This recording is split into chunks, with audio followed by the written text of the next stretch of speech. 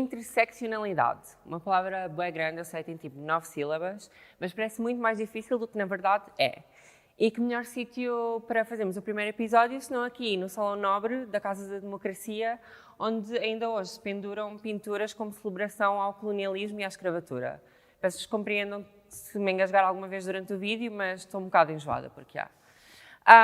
Então, o que é uma interseção? Uma interseção, na sua definição mais básica, é um cruzamento entre duas ou mais linhas. Num contexto social e político, o termo foi inicialmente adotado por Kimberlé Crenshaw, em 89, e veio da necessidade de mostrar que a discriminação que uma mulher negra sofre é diferente da discriminação que uma mulher branca ou um homem negro sofrem. É a sua própria forma de discriminação, a sua própria experiência. Atualmente, nós usamos o termo para abordar todas as interseções entre várias formas de opressão, tipo classe, género, idade, raça, a orientação sexual, religião, etnia, capacidade física ou mental e por aí. No fundo, é termos consciência de que existem várias formas de desigualdade que se sobrepõem e agravam e que, para lutarmos por uma verdadeira e absoluta igualdade, temos que lutar não só contra a opressão de género, mas contra todas as formas de opressão. Ok, vamos a um exemplo concreto e simples, eu acredito. Como vocês sabem, e se não sabem, olhem para a vossa própria casa, olhem para as casas que vos rodeiam, são as mulheres que, por norma, estão encarregues do que é considerado o trabalho doméstico. Cuidar da casa, limpar, lavar, cozinhar, cuidar dos filhos, por aí. Trabalho esse que, na maioria das vezes, não é valorizado, nem monetariamente, nem socialmente. A nossa própria sociedade não considera isso trabalho sequer, considera uma função da mulher, um dado adquirido. É, por exemplo, então normal que sejam as mulheres a fazerem as compras da casa. Uma mulher rica pode usar o seu privilégio económico para contratar uma mulher de classe económica inferior, muitas das vezes imigrante ou de meios rurais, para que o faça por si.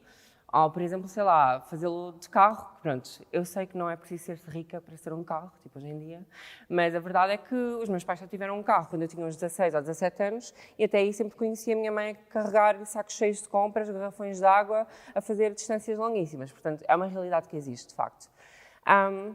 Uma mulher negra e pobre não só terá que passar pelo mesmo, como pode sofrer discriminação racial enquanto o faz, tendo mais probabilidade, por exemplo, de ser identificada e falsamente acusada por um segurança de ter roubado algo que não roubou. Se formos pensar também no caso das mulheres com incapacidades motoras. Fazer tudo isto será, no mínimo, mais difícil, muito mais difícil, e, em alguns casos, é mesmo impossível devido à falta de acessos que irão encontrar ao longo do caminho. Assim, eu creio que já conseguimos, de alguma forma, ilustrar como existem problemas que, neste caso, por exemplo, afetam todas as mulheres, na sua generalidade, mas como outras sofrem outras formas de opressão, esse problema é agravado para essas imposições mais desfavorecidas. Ok, vamos a outros exemplos concretos. Por exemplo, quem dá à luz está sujeito a sofrer violência obstétrica, mas pessoas negras estão muito mais vulneráveis a esta, pois, além da misoginia, há racismo na forma como profissionais de saúde avaliam a sua dor e acabam subvalorizando-a. É um facto que a maioria das pessoas que se prostituem são mulheres, é um facto que a maioria dessas mulheres são pobres, imigrantes ou trans, e é também um facto que a probabilidade de serem assassinadas enquanto o fazem é muito superior para mulheres trans. Também quando se fala de trabalho, de emprego, ocupa muito espaço no debate público o facto de mulheres, por norma, ocuparem menos lugares de chefia e receberem, no geral, menos do que homens. Mas pouco se fala sobre a taxa de empregabilidade absurdamente inferior que mulheres negras, ciganas e ou trans enfrentam. Para quem já esteja consciente que estas várias formas de opressão existem, não há de ser difícil compreender o conceito de interseccionalidade.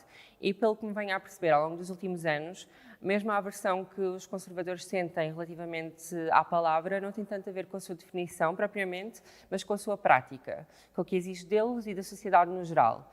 E depois usam bem aquela narrativa falsa de que queremos privilegiar quem é oprimido e oprimir quem é privilegiado, de que queremos retirar-lhes a sua liberdade de expressão, quando na verdade não, queremos retirar é o vosso privilégio, queremos abdicar do nosso privilégio e acabar com qualquer tipo de privilégio. A existência de privilégio subentende a desigualdade. Para haver quem é privilegiado por X característica, terá que haver quem é desfavorecido por outras. Não queremos que nenhum grupo de pessoas, seja ele qual for, tenha e exerça poder sobre outro. Queremos justiça. E De facto, entendo que interseccionalidade exige-nos algo que pode ser difícil, especialmente se já sofremos algum tipo de opressão. Exige que olhemos para o nosso próprio privilégio e não que nos sintamos culpados por ele, mas que tomemos a responsabilidade de o combater. É, por exemplo, normal que alguém pobre e trabalhador, quando dizemos que tem que olhar para o seu próprio privilégio, fique na defensiva, porque aos seus olhos não o tem, na verdade. Mas tendo consciência de outras realidades que nos rodeiam, será fácil de ver que provavelmente haverão outras pessoas nessa posição, também pobres e trabalhadoras, mas que sofrem ainda outras formas de opressão, além da opressão económica. E reconhecê-lo não invalida a opressão de ninguém. Isto da interseccionalidade, basicamente, só implica que tenhamos consciência de que existem grupos de pessoas que são menos privilegiados que nós. Não é uma política identitária que vise dividir-nos ainda mais, mas sim só mostra e combate uma divisão social que já existe e na qual estruturas como postos de emprego, o próprio Estado, se baseiam as suas dinâmicas de poder e excluem ou privilegiam pessoas com base nelas. Esta divisão social, baseada em características identitárias, é só mais uma arma que uma minoria privilegiada, a que verdadeiramente ganha com um mundo desigual, usa para fragilizar esta maioria, para que, lutando entre nós, percamos a união e a força. Interseccionalidade é uma questão de igualdade, de solidariedade, de humanidade e de justiça. Uma luta que não é interseccional não é uma luta de todos. É uma luta que combate a violência que umas sofrem enquanto ignora a de outras, mantendo assim um sistema baseado em desigualdade, violência e injustiça. E nas palavras de Fannie Lou Hamer, uma feminista negra, ninguém será livre até todos serem livres.